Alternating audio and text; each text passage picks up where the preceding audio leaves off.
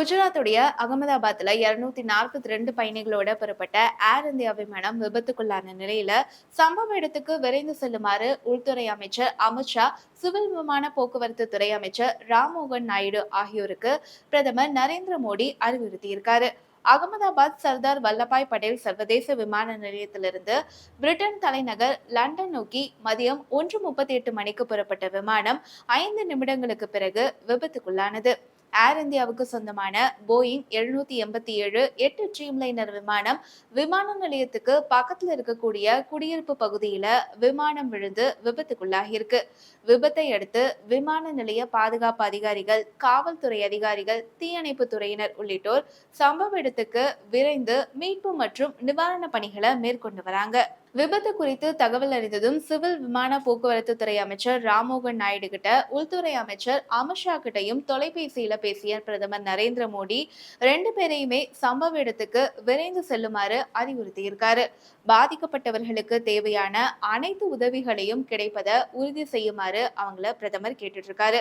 இது தொடர்பாக ராம்மோகன் நாயுடு அலுவலகம் ஒரு அறிவிப்பு வெளியிட்டிருக்கு. அதுல பிரதமர் நரேந்திர மோடி சிவில் விமான போக்குவரத்து துறை அமைச்சர் ராம்மோகன் நாயுடு கிட்ட பேசினாரு. விபத்து பற்றி தகவல்களையும் கேட்டறிஞ்சாரு. விரைவாக அகமதாபாத் செல்லுமாறும் தேவையான அனைத்து உதவிகளும் பாதிக்கப்பட்டவர்களுக்கு கிடைப்பதை உறுதி செய்யுமாறும் பிரதமர் அமைச்சருக்கு உத்தரவிட்டிருக்காரு. மேலும் நிலைமை குறித்து தொடர்ந்து தகவல்களை தெரிவிக்குமாறும் கேட்டிருக்காரு. தொடர்புடைய அனைத்து ஏஜென்சிகளும் அதிகமான எச்சரிக்கையில இருக்கு. மேலும் ஒருங்கிணைந்த முயற்சிகளும் நடந்து வருது அப்படின்னு அந்த அறிக்கையில தெரிவிக்கப்பட்டிருக்கு. காந்தி நகர்ல இருந்து விமான விபத்து தளத்திற்கு 90 பணியாளர்களை கொண்ட 3 தேசிய பேரிடர் படைக்குழுக்கள் விரைந்துள்ளதாகவும், வதோராவில இருந்து மேலும் 3 குழுக்கள் அனுப்பப்பட்டுள்ளதாகவும் தேசிய பேரிடர் மீட்பு படை தெரிவிச்சிருக்கு. பயணிகள் விவரம் குறித்து அறிய 1800569144 என்ற பிரத்யேக ஹாட்லைன் எண்ணில் தொடர்பு கொண்டு தகவல்களை அறிஞ்சுக்கலாம். இந்த விபத்தை அடுத்து அகமதாபாத் சர்தார் வல்லபாய் படேல் சர்வதேச விமான நிலையம் தற்போது செயல்படல. மறு அறிவிப்பு வரும் வரைக்கும் அனைத்து விதமான நடவடிக்கைகளும் தற்காலிகமாக நிறுத்தப்படுவதாகவும் விமான நிலைய செய்தி தொடர்பாளர் தெரிவிச்சிருக்காரு.